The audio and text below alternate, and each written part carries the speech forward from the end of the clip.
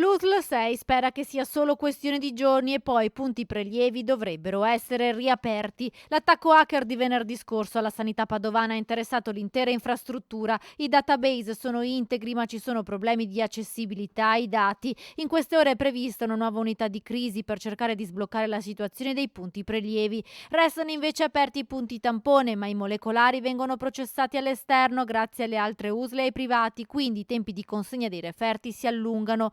Il virus che ha infettato i PC dell'azienda sanitaria padovana è al vaglio degli esperti di cyber security che stanno bonificando tutti i dispositivi.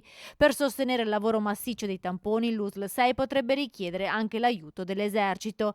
Intanto, a fronte dei contagi davvero molto alti, anche se la curva è in appiattimento, si sta spingendo sulle vaccinazioni. Tra il 6 e il 7 di dicembre sono state fatte più di 18.500 vaccinazioni, di queste 1.634 sono prime dosi, che dal 1 di dicembre sono state più di 5.000. Il 15,4% dei padovani ha già ricevuto la dose booster, il 78,3% è coperto con le prime due dosi. Fino a febbraio ci sono più di 78.000 posti liberi. L'USL 6 si sta preparando per la vaccinazione ai bambini 5-11 anni. Il 90% dei pediatri ha già assicurato piena collaborazione per le somministrazioni in ambulatorio e negli hub vaccinali.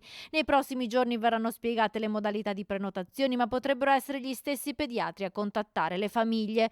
Per quanto riguarda le scuole, sono 158 le classi in quarantena. Il contact tracing è difficile a causa dell'hackeraggio, ma non risultano cluster.